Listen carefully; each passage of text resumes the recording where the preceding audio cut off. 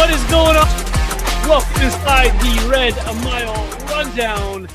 This is episode 86 of the podcast. I am your host, Johnny Stope, and of course, alongside me, as always, from flamesnation.ca, it's the one, the only, Robert Munich. How are we doing, Robert? Doing good, man. It's been a fun last week and a bit here between the Nemec trade and the draft. Like it's been really, really enjoyable to be a hockey fan, and we're still not done. Still got a little bit more to go here in the offseason before we take a little break here. But yeah, it's been good.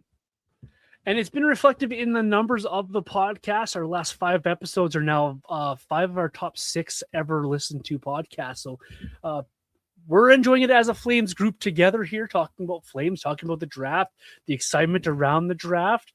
It's coming, it's gone, Robert. The Flames end up making some nice picks, some interesting picks, some reaches. But the main thing is they got their guy at Carel's at number 6. Would you make of the draft overall here, Robert, before we dive into the particulars? As a whole, I think you walk away, pretty happy for the most part. I mean, I think the Carel's pick is a grand slam home run. I'm super excited about that one. And then quite honestly, I mean, picks 30 through, the 7th round, they're essentially all lottery tickets to a certain extent. So we truly don't know how any of these players are going to pan out. Like, yes, there are comparables and there's draft reports on them and all that kind of stuff that we can read and digest and kind of try to kind of figure out what these players are going to be at the next level. But in reality, we truly don't know. So it's going to be really interesting to see how a lot of these players develop and what they end up looking like in 5 or 6 years. But I think this draft was critical for the future of the Flames. And if they can walk away here with 3 legitimate NHL players and Carl's as a top pairing defenseman, I think you'd be pretty happy for the most part. So yeah, overall, I wish they would have kind of swung for skill a little bit more than they did. But I mean, overall, it feels like a pretty decent draft class. And a lot of draft experts are saying that Calgary did really well. So, what more could you ask for, I guess? The number 1 pick, Gavin McKenna. Yeah, that'd be nice. Yeah, it's never going to hapen. My favorite part of this draft is we were talking about before the draft and coming into the draft how the Flames have 11 picks, and I went as far as saying if you use all 11 picks, it's a failure. The Flames used 9 of the 11 picks, got aggressive with their goaltender that they really, really wanted. They got aggressive with the trade before the draft to bring in Simon Nemec or Simo Nemec, however you want to say it. And then they went out and they were able to target their guys. And I thought for sure they would trade up again in round 1 to get their guy. It turns out the board fell almost perfectly for Calgary when they were able to get their guy in Jack Hextall. Made me quite happy. You and I had some texts about that, and I boasted on Twitter about my selection of Jack Hextall. And for the rest of these draft picks, exactly what you just said, Robert. These are lottery picks. And so it's going to be fun to talk about these players and to watch the development of these players and what they actually become. And for me, this draft kind of filled some holes. Like we have a ton of prospects coming in the Flames organization, and they added a little bit of truculence to that group with Chase Harrington, in my opinion. They got the goaltender that they wanted. Sigalette was on the Fan 960, and it was his guy from the start of the draft that he wanted, so he was able to get his goaltender. And then they took some shots in the dark in rounds 3, 4, and 5, and we'll see how those players turn out, Robert. So, but let's chat about the guy at the top of the list, the one everyone's talking about, the farm boy, the guy who got picked on the farm with his family around him as they were trying to do some cabin and some other stuff on the farm there. Carel's defenseman, left shot. Mr. Do-It-All, as I kind of call him. What'd you make of this pick, and how big of a fit do you think it is for the Flames? Because I think this is an absolute home run for Calgary and their pick at number 6. Yeah, I think it's a home run too. And like you said, this is a guy who does everything, whether it's physicality. Like I posted a video to Flames Nation. Dave Hall, who's our prospects writer at Canucks Army, put together a compilation of Carel's hits, and he destroys people. Like, the physicality is phenomenal, which is really exciting, because I do think when you have Parekh and Nemec and Brustevich, even Kuznetsov's not the most physical guy. To have someone that can go out there and punish forwards, I think is awesome. But then there's also the offensive side to him, and there's the skating, and he's pretty good size, about 6'2", 200 pounds. I mean, what more could you ask for in a Calgary Flame defenseman? I mean, I kind of get like a little bit of Dion Phaneuf vibes from him Mhm. in the sense of the physicality, the shot, the skating, just like a dynamic player that can bring so much to your team. And those players, they don't grow on trees. Like those guys are very rare to find. So the fact that the Flames got him at 6 overall, I think is awesome. I think he could be a great partner for a Zane Parekh or Simon Nemec in the future. And yeah, I don't think you could have asked for a better player at number 6 if you're the Flames. And now all of a sudden, between the goaltending and the decor, the Flames are stacked Yeah. in the roster. Like it's ridiculous how good they are there. And I think that's really exciting. And now it's just time to find some forwards. But yeah, overall, I love the Carson Carlos pick. I'm really, really happy about it. And I think he's going to turn into, I think he's going to be a top pairing defenseman, but even if he doesn't turn into that, he still feels like a guy who'll be like a number 3 or number 4, which is still super valuable. Like I don't think there's any like boom or bust potential here. Like I think he's a surefire NHLer and most likely a top pairing defenseman. Yeah, and he earned a high praise from Craig Conroy, who called this guy a captain caliber NHL prospect. That's pretty high praise you could give to a prospect and bring him into your organization. There's high hopes for him here. He does everything for you, and I think, like you mentioned it there, Robert, I think he's going to be a perfect top pair defenseman for one of these young offensive studs that the Flames have built here. I love the conversation on social media around Carel's and how why do the Flames pick another defenseman? Why do we have another defenseman? Robert, have you ever heard an executive in the NHL or a GM or even an NHL coach complain about having too many good defensemen? No, I don't think I have. I don't think I've ever heard that. So I think the way the Flames are building here, and they absolutely do have a lack of center depth and scoring depth, and that's absolutely something they need to look into. But the way they've built this roster here, you're going to have a tough time scoring against this team. You're going to have a tough time in the Flames zone because you're going to have guys that can move the puck, like Parekh and Nemec can move the puck out of the zone very well. Carel's can move that puck very well. You have guys that are going to be hitting, like Carel's can hit you very, and make you pay for it. Kuznetsov has a good reach. Kevin Ball's a huge human. You're not going to make it easy on your opponents in your own end, and I think that's a very smart way to build. People complain about the goaltender. We'll get to him in a minute as well. But it's like at the same time, it's like you have strong goaltending down the middle. So now the Flames need to worry about, hey, how do we develop our forward group to match this juggernaut of the defense that we have going on here? And they started that little bit of a march towards that by taking the guy that I truly, truly think will be a difference maker at the NHL level. A nice 2 or 3 C for the Flames down the road. I think Jack Hextall has a bright future ahead of him. This guy does a lot of good things quite well. He reminds me a little bit about Sean Couturier style of player. Doesn't score quite like Sean did when he was younger, but those are things that you can learn as you're going through your college career here. I think Jack Hextall does a lot of nice things, and I think he fits in perfectly to what the Flames are trying to do up front. What'd you make of Jack Hextall at that pick? I saw on Twitter that a lot of people either loved or hated this pick, and I fall on the like side of this. Where do you fall with Jack Hextall? Yeah, I'll be honest. I didn't love it.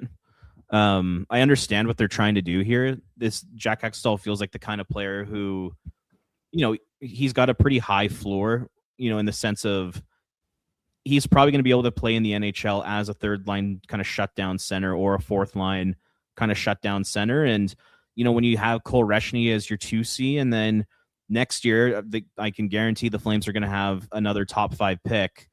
There's 4 or 5 excellent centers available in next year's draft. Mm-hmm. So if you could take your number 1 center at next year's draft, have Reshny as your potential 2, and then Hextall as a 3, I see where they're coming from there. So from that perspective, I think it makes sense. But, just my overall theory on the draft is that I think you should swing for the fences every pick and take the most skilled player available, the guy with the highest ceiling, and swing like that as many times as you possibly can.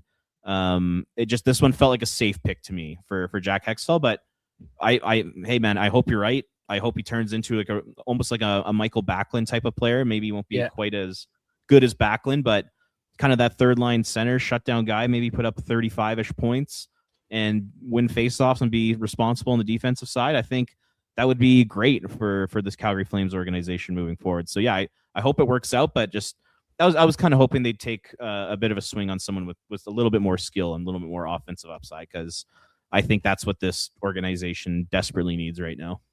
Yeah, that's fair. Absolutely fair opinion there, and it's a well put by you. I think you hit it there on the head, though. I think this guy feels like the next Michael Backlund style of player, and if he can round out his game and really work on the things that he needs to work on, I think he's going to be really good.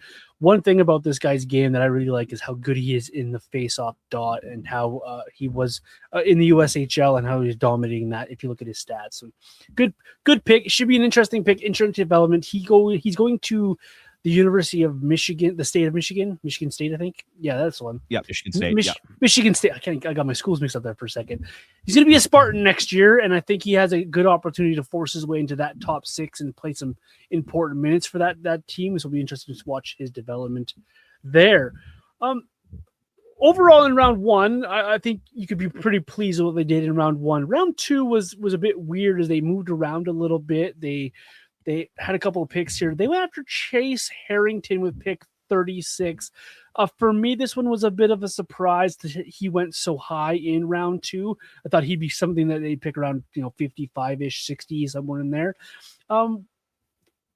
If you're a Western Hockey League watcher, you've seen this guy play. And for me, when I watch him play, one thing comes to my mind. It's straight lines, and he will run over you if you're in that straight line. He's not the sexiest pick. It was not the sexiest pick on the board. There's a lot of skill on the board there. What'd you make of Chase Harrington? I think this definitely falls into that, hey, this is a safe pick for the Flames. What'd you make of this one?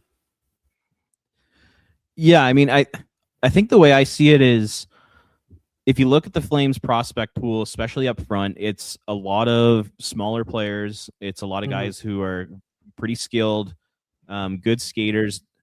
Really, I mean, the only guy that I can think of, this is just off the top of my head, who has size and can play physical and all that kind of stuff, is Sam Honzek right now.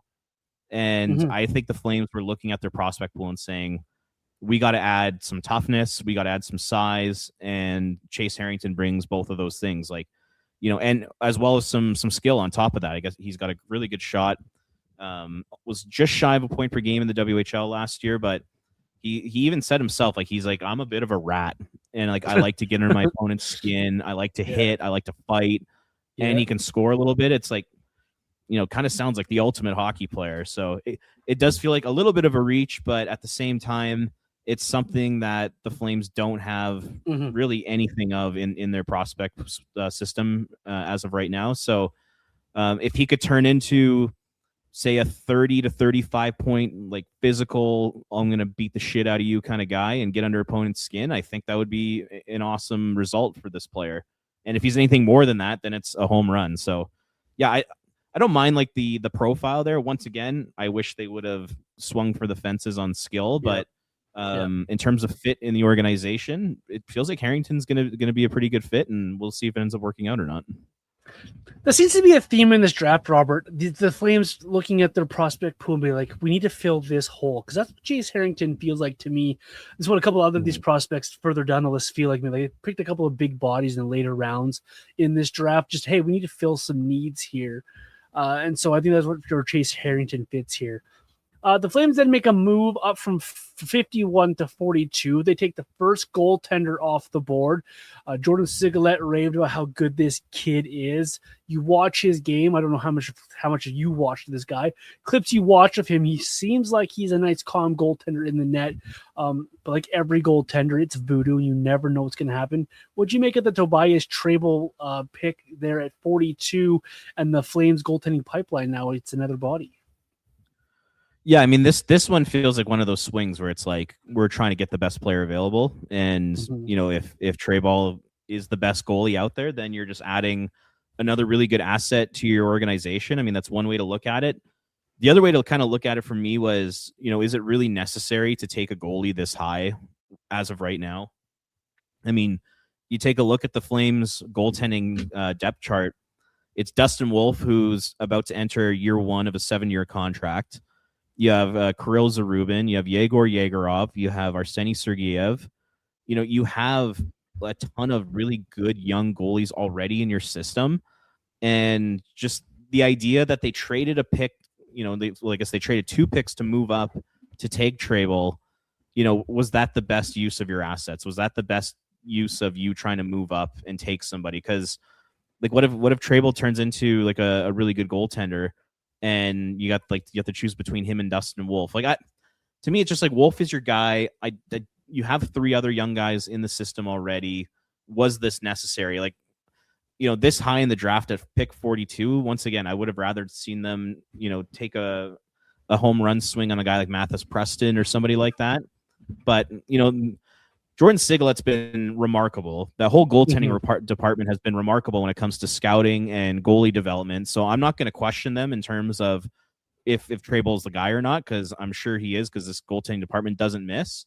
But I'm just wondering, organizationally, did you really need to take a goalie this high? That's kind of my only question here. Yeah, fair enough.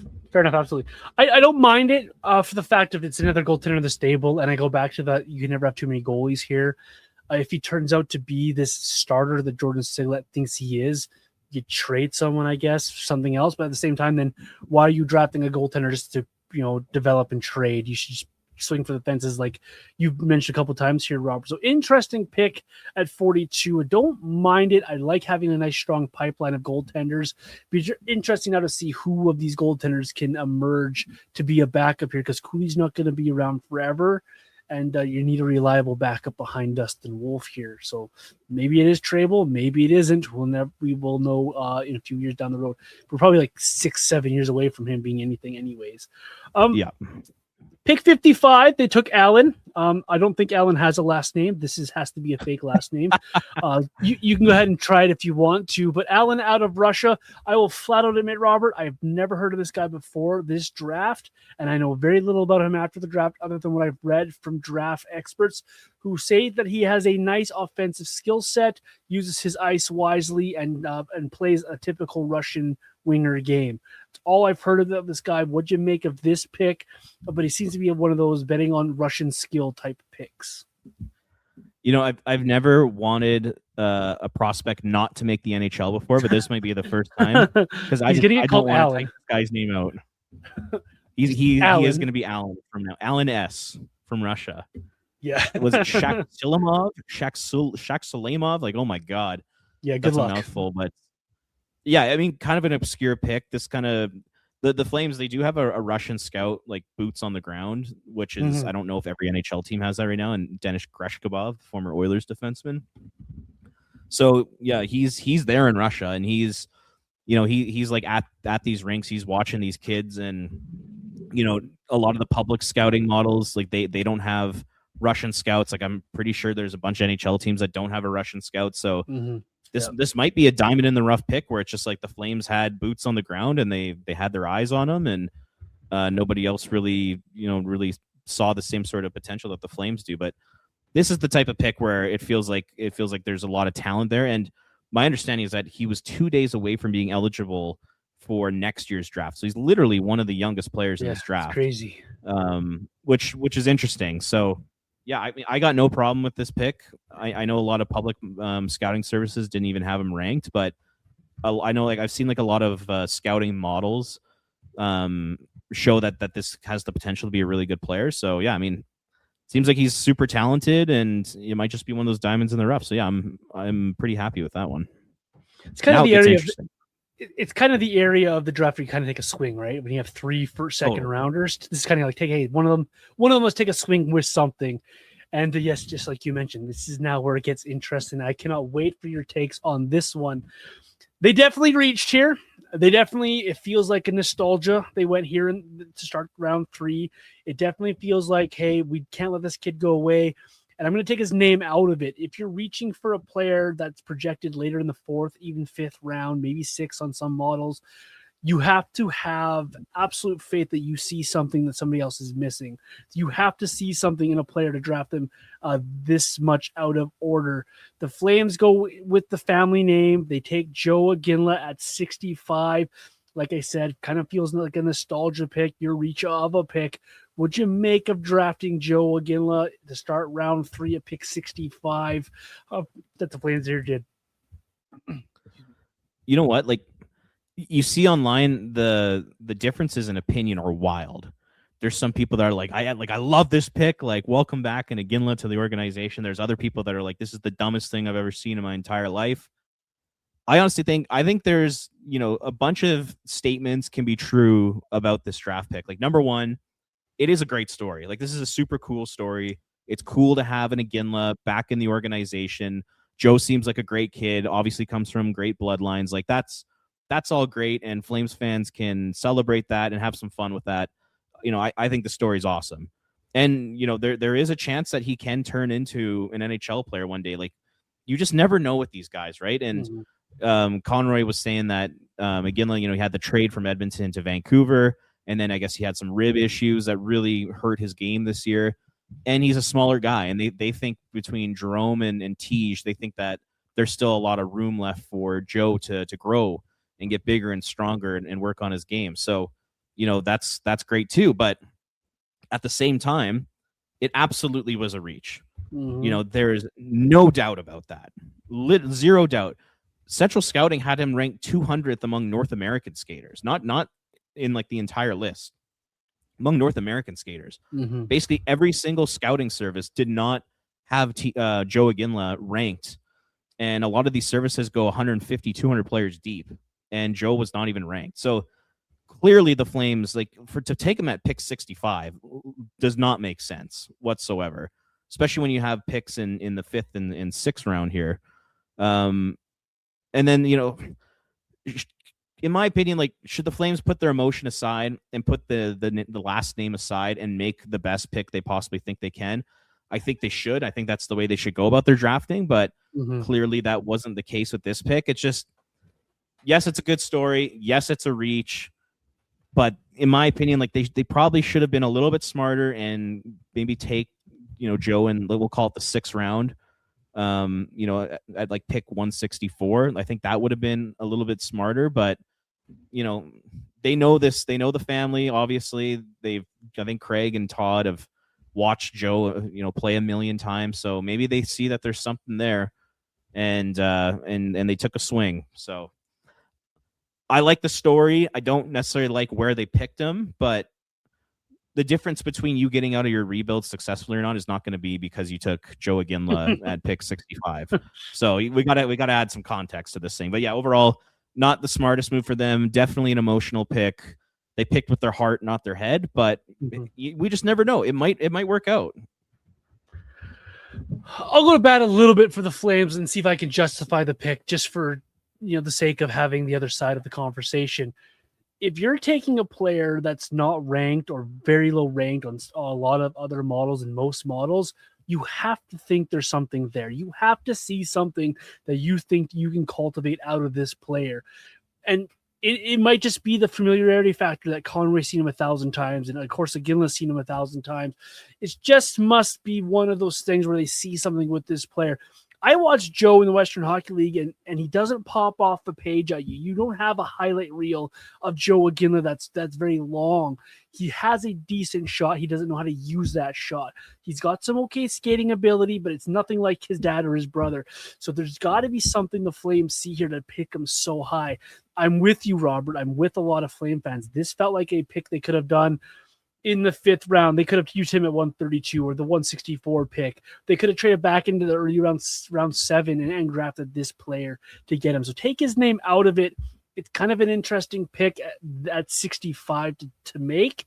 You put the name back in it, and it probably makes a little bit more sense. Definitely does have that nostalgia. Hey, it's an Iginla back to the Flames organization feel to this pick. Yeah, if his name was Joe Smith, he's not getting picked there. No, straight up. No, straight up. Absolutely. It's also interesting if you go back to the round 3 and depending how deep you are in your draft knowledge and drafting, a lot of people online were thinking, why did we take this guy? Or why wasn't this guy taken? Hey, we left this skill on the board.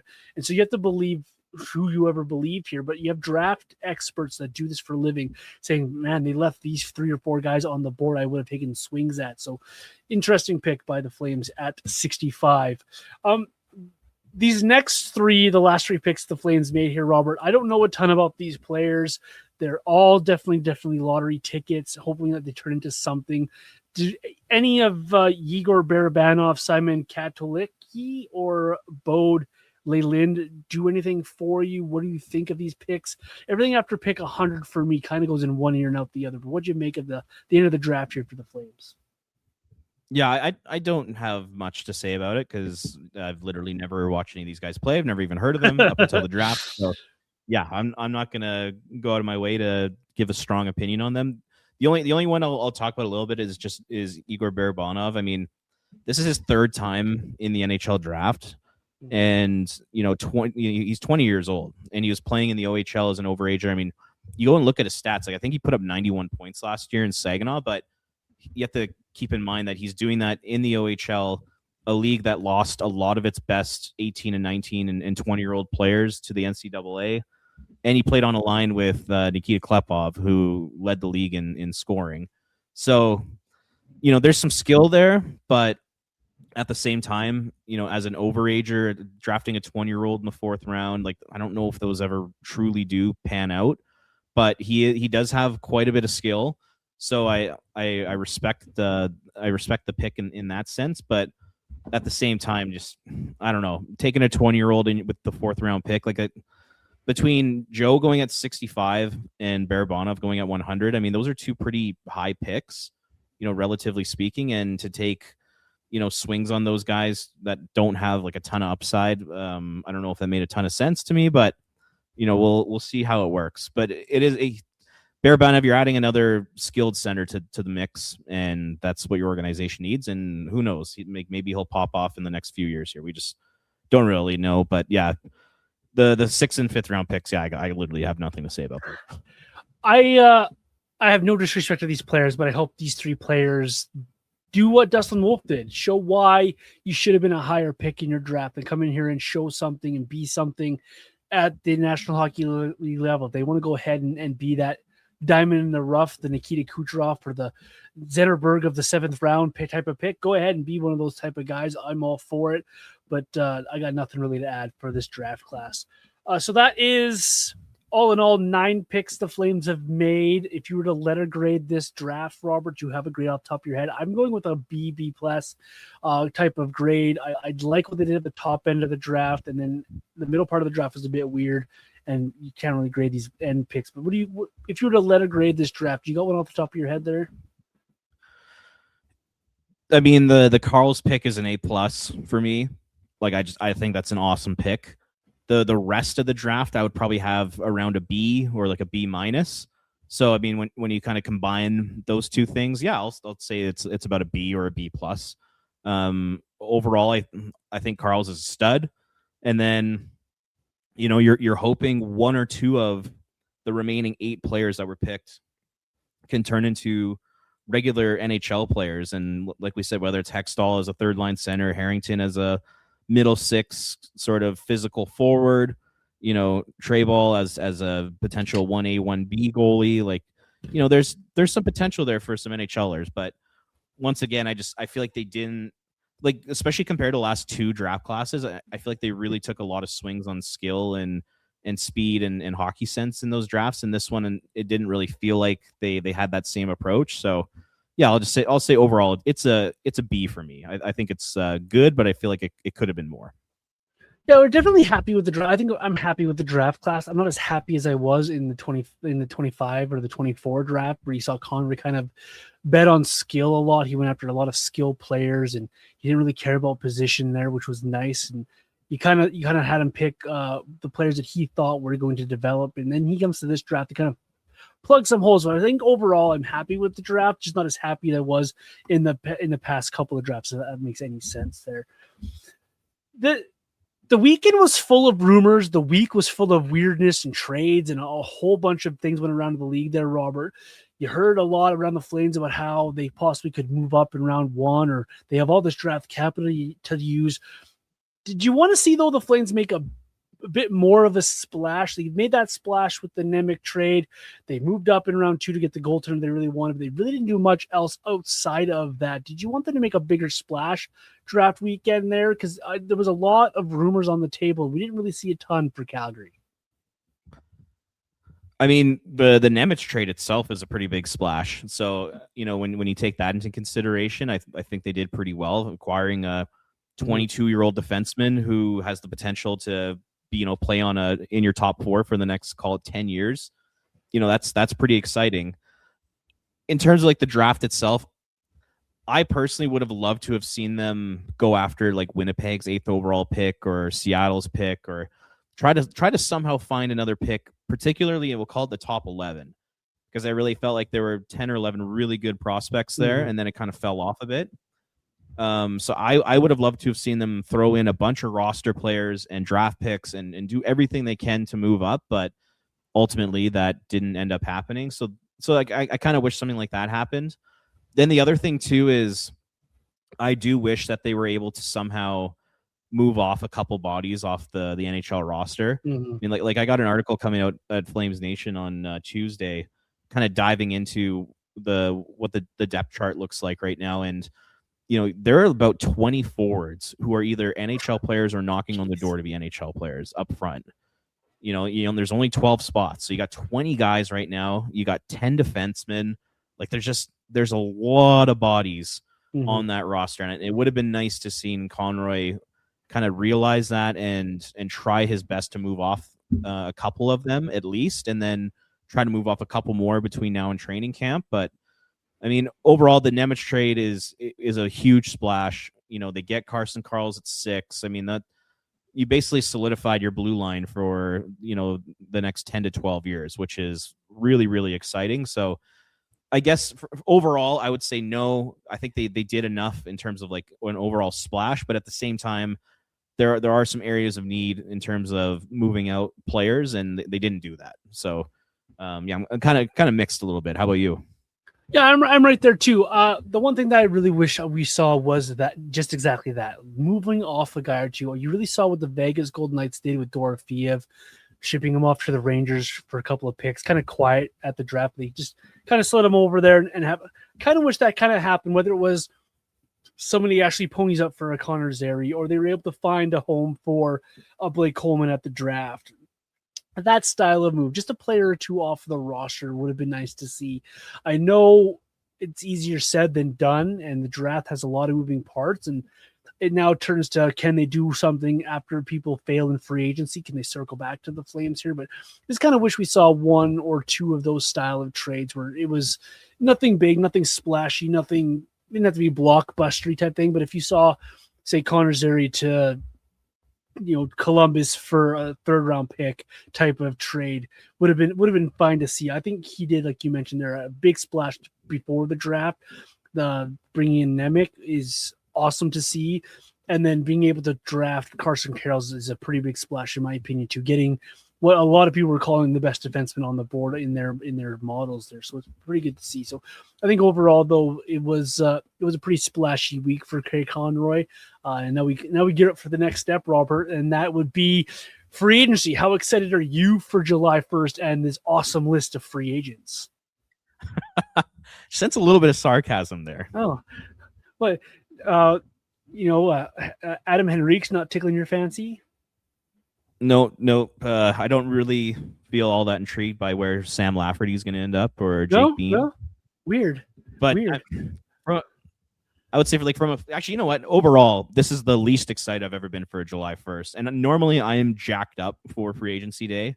I just think it's so much fun. Just like how many signings go down, like how many teams improve, who gets better, who gets worse. Like I love it. This year, I'm not very excited for it. And it's just basically for the reason that you just said. I mean, the free agent class is truly terrible. And at the same time, the Flames they're not going to be in the mix for any of these guys. Like I just said, like they already have way too many bodies on the NHL roster as it is.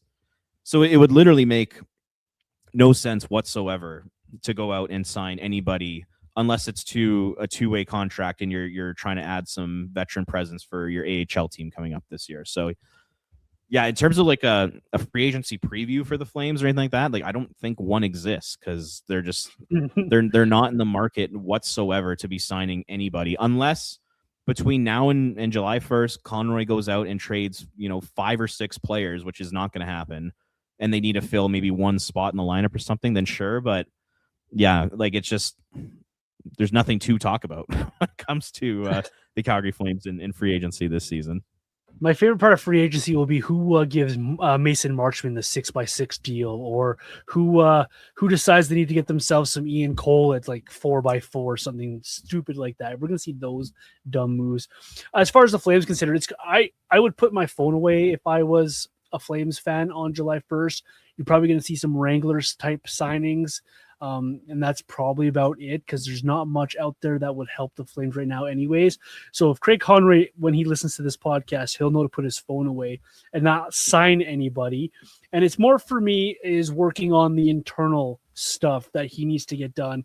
The RFA market's been set as well. The Flames have done their qualifying offers. They've only issued qualifying offers to Simon Nemec, Brendan Othman, and William Stromgren. Everyone else on the list, Beechers, Siona Bell, King, Grechnikov, White, and Say, have not been qualified. So I think if you're Craig Conroy, it's more about focusing on the inside rather than the outside when it comes to free agency. Get your guys that have qualifying offers out there. Start getting those deals done. Work on getting the Wranglers roster filled up, and just kind of lose the NHL side of things for a while here, because you don't really have anything out there that's going to like jump off the page at you anyways. With those qualifying offers, Robert, were you surprised at anyone not getting a qualifying offer, or surprised by any of these guys that got a qualifying offer? Because for me, they all make sense to me, and nothing jumped off the page for me. I'm right there with you. I think they all made sense. I don't think anyone got screwed over. I don't think there's a single player on that list of guys who did not receive a qualifying offer who are going to be long-term NHLers. Just watching the Calgary Wranglers over the last couple years, Lucas Siona is not going to be an NHL player. Parker Bell, struggled to make an impact at the AHL level, let alone the NHL level. Carter King, smart little centerman, but you got Castagna coming in, you got Gross coming in. I think both those guys have a higher ceiling than Carter King, so it makes sense that he's out. Grushnikov just did not work, at all for whatever reason. I'm not totally sure, but that one's disappointing. Gavin White. Yeah. Gavin White, he comes in for Jeremy Poirier, just a depth AHL player. And then Owen Say is the only one who actually might get a contract. Sigalet was on Steinberg's show today, and he had mentioned that they were just waiting for clearance from doctors to see if he's going to be fully healthy. And if that does end up happening, then it wouldn't surprise me if they bring Owen Say back. So, yeah, it's just, you feel bad for some of these guys. They've carved out, pretty decent little career for themselves in the AHL, but the Flames, they need to have a bunch of contract spots open up, because, potentially Carson Carels could get signed after this season. I think they should probably send him back to a second year in college, but Carels could sign, Potter could sign, Reshny could sign, Wittenbach can sign. There's 4 contracts right there, so you can't bring everybody back. So yeah, this all made sense. I forgot to mention Johnny Beecher, who I'm just not a fan of, as everybody knows. I thought you did that on purpose. He's not coming back. So yeah, all this makes complete sense. I think Craig Conroy did the right thing on all of these players here. Yeah, he opens up 7 contract spots plus whatever else he trades throughout the season here. So that's probably some smart business by Conroy. The Wranglers needed a refresh as well. And with all of these prospects coming from these drafts we've had, you need some room for these players to play. Guys like Andrew Basha, and so on and so forth. They need a spot to play. Luke Misa, those type of players, somewhere for them to play, and maybe they can develop into a little bit more. I did want to ask you about one guy who got a qualifying offer, because he's interesting. We saw him get a couple NHL games this year. I wonder if he gets more NHL games and the usage of that player in the game. What do you make of William Stromgren as a Flames prospect? We saw the guy picked not long after him win a Stanley Cup in Logan Stankoven, and people love pointing that out. Where are we at here with William Stromgren? Because this kind of feels like, hey, this is it. Like, this is your kick at the can. What do you make of the big forward there? Yeah, honestly, I don't think he's an NHL player.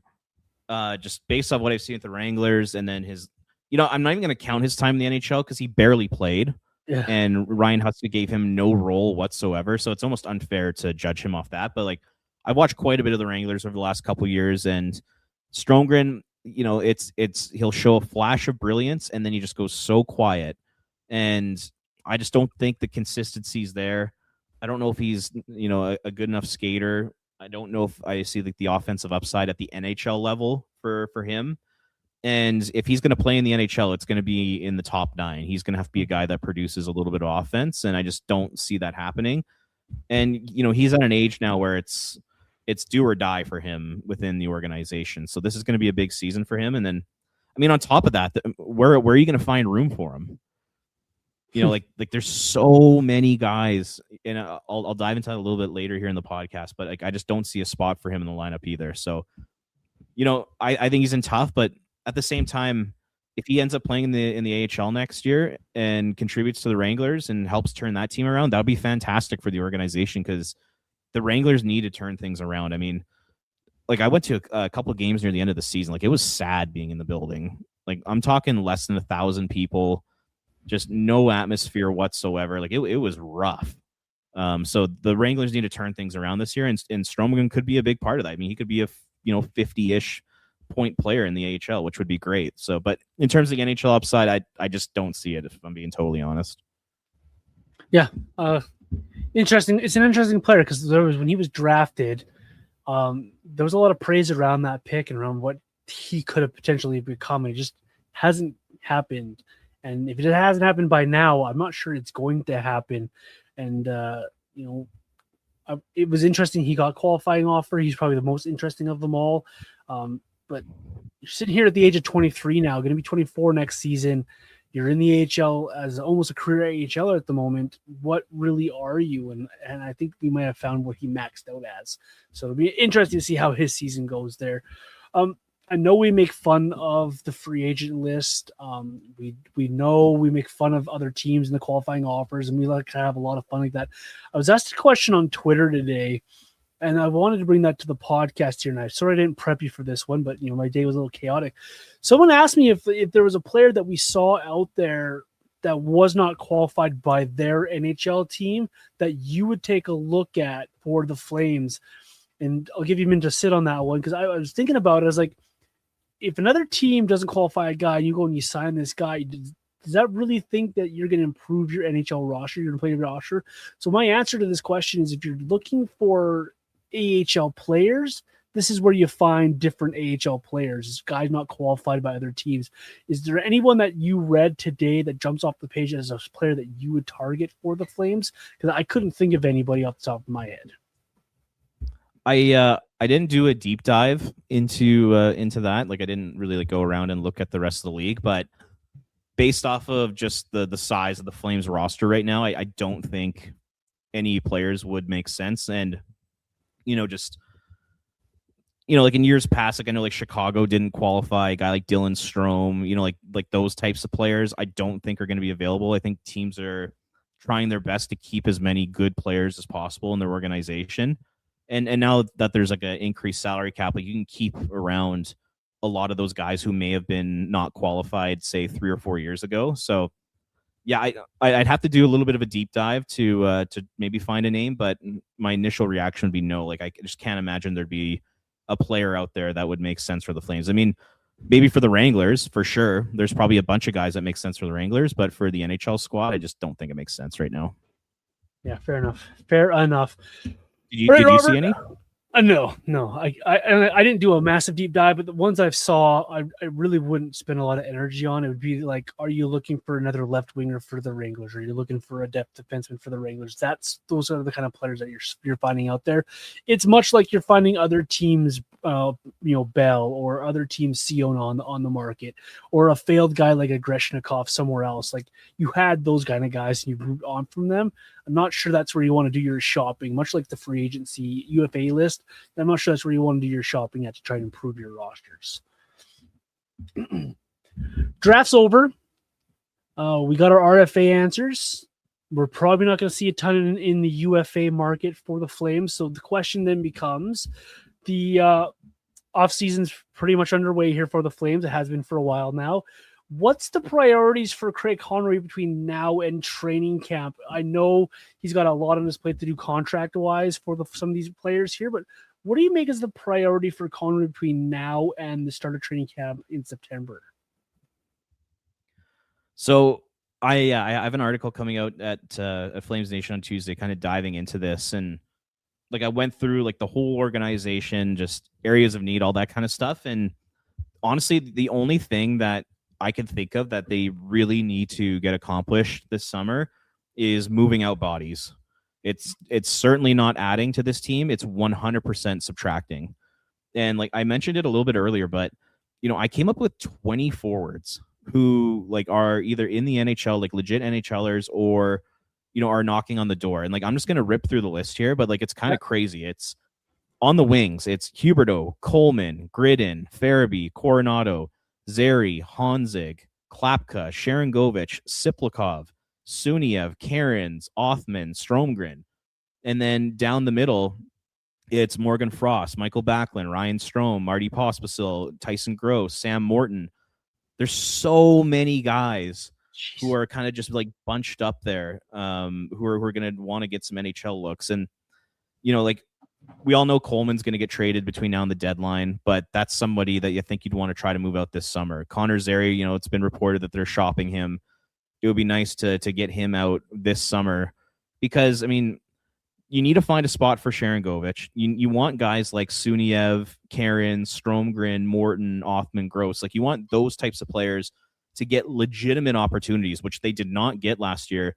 Maybe outside of Gross playing those like 5 games to end last season. So yeah, I mean the guys that I'm looking at up front are Coleman, Zary, Siplikov, Sharangovich, and Pospisil as guys who maybe you're going to want to look to move out this year. And I think it's realistic to think you can move out at least 2 or 3 of them this summer, especially Coleman and Zary. And then, if they have a bunch of cap space and they need to fill out their forward group, would they be willing to take on a Sharangovich or a Siplikov, that type of player? So, up front, yeah, they absolutely need to move out some bodies. And then on the back end, like I have 10 defensemen who could play NHL games next year. And it's Kevin Ball, Yan Kuznetsov, Oli Mata, Joel Hanley, and Abram Wiebe on the left. And then on the right side, it's Perek, Nemec, Rustevich, Whitecloud, and Pahal. So, like, you basically have 28 forwards and defensemen who are, like I said, either NHLers or on the bubble. And it's just way too many. It's way too many. So the number one offseason priority for Craig Conroy this year is move out as many forwards as you can and move out guys like Paul, Hanley. If you get a deal from Mata, maybe try to move out a guy like Oli Mata. But I think at the very start should be move out at least 3 forwards and try to move out at least 2 defensemen. And I have Coleman, Zary, and then one of Siplikov or Sharangovich or Pospisil. And then on defense, like I think you got to move on from Braden Pahal and Joel Hanley if you can, because both guys have lost their spot on the team, and they're both going to be extras, and we all know they're not going to move them down to the American Hockey League because like the Flames, they do not want to have a bunch of NHL contracts down in the AHL. So I just think he's got to get busy here, and if it means not getting quite as much as he originally thought for guys like Zary or Sharangovich or Hanley or Pahal, then bite the bullet, because I think it's important that they open up roster spots for a lot of these younger guys. Like you're in a rebuild. The whole point of a rebuild is to get younger. So, what's the point of having, a guy like Coleman on your team until the deadline, or Pospisil, who doesn't look like he's a fit here long term, or Sharangovich or Siplikov? Like, so yeah, that's the big thing for me. They gotta move out some bodies. I mean, like, is that not like a wild list of players? Like is that not just like way too many guys for a team that's in a rebuild right now? I can't believe you forgot the most important one in Drayden Hunt. How could you do that? Damn it. I'm with you. I'm with you. That podcast here. That is shameful. I left off Dryden Hunt. Shameful. You know they love that guy. They call him up all the damn time. It's a big list. It's a lot of bodies. It's one that you may quibble over the Abram Wiebe, or you might quibble over, is this player, that player actually part of the mix? Like, is Stromgren actually part of? But those are guys that have seen NHL games. Those are guys that the team drafted high. Those are guys that are in the mix to be part of this roster. And you have 20, 28, 29 bodies for 23 spots. And it's a lot of bodies. And you're just talking 4 defensemen, 28, not including the goaltenders. So you have to have your goaltenders in there as well. You got to do something. There's a log jam here. The conversation has been how many draft picks they've had over the last 3 drafts and all the bodies coming. And you and I have talked about it on more than one occasion about how you've got to find spots for guys to play. And it's now starting to come to a head here. You have to move on from some people. If you don't believe that they're part of your future, move on from them. If you don't see them here in the next 2 seasons, move on from them. Blake Coleman, love you, but you got to move on from the guy. If Connor Zary doesn't see eye to eye with your coach and your coach ain't going anywhere, you've got to move on from him. What is Marty Apostol? Who knows? Move on from him. If there's a way you can move on from a Sharon Govich, you'll run to the fax machine and get that to the league office right now. You've got to find ways to get creative as well with your roster here. And so I'm with you here, Robert. It definitely is a high priority for Craig Conroy. How does this puzzle get fixed? How do we put this puzzle together? You do still want enough bodies that there are internal competition. Like, you just want to hand younger players these roster spots, but at the same time, you got to make it possible for these younger players to get a roster spot. If he's not going to make it at a camp, but let's just use Carson Carel as an example, fresh draft pick. If he came to camp and he blew your socks off, he still has to beat out like 5 other guys to even have a chance to be in the Flames lineup. It's impossible for some of these players. So you got to find a way to narrow the numbers down. You have too many of the same style of player as well. So pick who you like and move on from the rest of them. If you get someone coming in here who says, hey, I'll give you a good package for Joel Farabee, but fine. Thanks, Farabee. Have a great time somewhere else.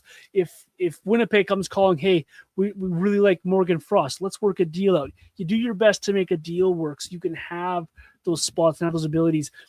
The Wranglers are going through a change, and I think the Flames can help facilitate that change by moving out some bodies as well. So you can have your puzzle pieces, both AHL and NHL, kind of fit together here and have a nice pipeline again. Like, the Flames over the last 5 years here have kind of rated the Wranglers of all of their best players.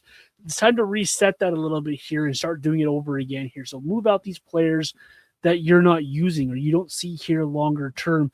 And please find a way to get rid of the Sharon Govich and or Huberdeau contracts. Just move on from something. It would be great to see the Flames do that. And for Conroy to continue to be aggressive. He was aggressive before the draft. I'd like to see that aggressiveness continue after the draft here as he navigates through July here. A lot of 28 bodies, man. That's a lot of players. It is. It's way too many. And like, I was listening to Conroy after the draft on Steinberg's show, and he was talking about, like, they were talking about Cairns and Morton, who they just recently signed, and Conroy was pretty adamant. He was like, we need to give these guys a legitimate opportunity here because last season wasn't enough. And then he also mentioned that at the end of the year, Cairns was in a pretty tough spot. I guess he was playing around 80%. Like, he was definitely hurt. And, it showed. Like, his last couple games in the NHL last season weren't great. But even like Sam Morton barely got a look. And, I remember the one game in Chicago, like, he was like one of the best players on the ice. And I was like, you got to give this guy another chance. But there's so many bodies. There's so many veterans around. And there's also the Huska effect where Ryan Huska has to give these kids an opportunity. And he has to put them ahead of some veterans who he might like more and who he thinks might help you win a hockey game more than a younger player. Like, it's also on him too. So, moving these bodies out, giving your Cairns and Mortons and those types of guys legitimate opportunities, I think is something that's going to be so important this year. And, if it's not going to happen this year, like they're getting to that age of 23, 24, 25, where it's make or break it time for these guys. So the Flames have to do, everything they can to give these guys a legitimate 20, 30, 40 game look in roles where they can potentially succeed, just to see what you have in these guys. And, I think you'd be doing yourself a disservice by not doing that. So yeah, let's see what Conroy's got up his sleeve. He knows that he has way too many bodies here. And, what's going to end up happening is if he doesn't move off a bunch of these guys, all of a sudden there's going to be a lot of money in the American Hockey League, and I can guarantee you Murray Edwards is going to be pissed if that happens. So he's got to work on just moving out as many contracts as possible here. Are you surprised that both Morton and Cairns were signed or re-signed to a contract, knowing that Gross and Costanza are in the organization now and they're kind of going that direction a little bit here? How surprised are you that Cairns and Morton both got contracts? I'm not surprised, just because they were 1-year deals, and both players are still really important for the American Hockey League. Like I'm assuming you're going to want to shelter guys like Castagna and Gross a little bit to at least start their professional hockey careers. And a guy like Morton can do that. Like he can take on those difficult matchups and, put up a little bit of offense. And, Cairns is a legitimate AHL all-star. So, from the AHL perspective, I think it's really smart that they brought them back. From an NHL standpoint, like we just talked about, there's too many bodies. I don't know if I see there even being a chance for them to play in the league this year. That's going to be up to Conroy to make that happen. But overall, no, I wasn't too surprised. Were you? I was a little bit that both of them got a contract. I thought it'd be one or the other with a guy like how high they are on Castagna and what they did with Gross at the end of last season. I thought that those guys would get a lot of runway, a lot of minutes, regardless of where they are in the lineup. And so it just was a little bit of interesting that both of those guys got a contract, but it's nicely worded by you. I'm very interested what Jonathan Castagna becomes at the NHL level too. That's going to be interesting to watch. It's a fun time of year, Robert, with the draft, with free agency, with trying to build a roster, and it's going to dry up real quick here in terms of topics to talk about for the Flames. But it's interesting to be watching how the rest of this week goes and into next week as Conroy continues to navigate building this roster. Is there anything else you wanted to bring up on the podcast this week? If not, where can the folks find you and your work? No, nothing else to bring up. That was a great episode. A lot of good info there. And yeah, I mean, we're about to move into the dog days of summer here. So I don't know how many episodes we're going to do here in the summer, but we'll definitely hop on at least a few times. But this, sure. I think probably next week we'll have a little bit more news because, free agency will be over and all that kind of stuff. And maybe we can break down what the Flames look like heading into training camp. But no, it's going to be fun. I'm looking forward to Wednesday. And I don't think it's going to be too busy for the Flames, but who knows? You never know with Craig Conroy. This guy's a wild card. I look forward to talking the Zuccarella 4x4 deal with you next week on the podcast, Robert. That'll do it for us this week on the show. Thanks for joining us, making us part of your podcast rotation. We will see you next week on the pod. Enjoy the week, enjoy free agency, and hope Conroy loses his phone because we don't need any bad deals on the books here. See you next week.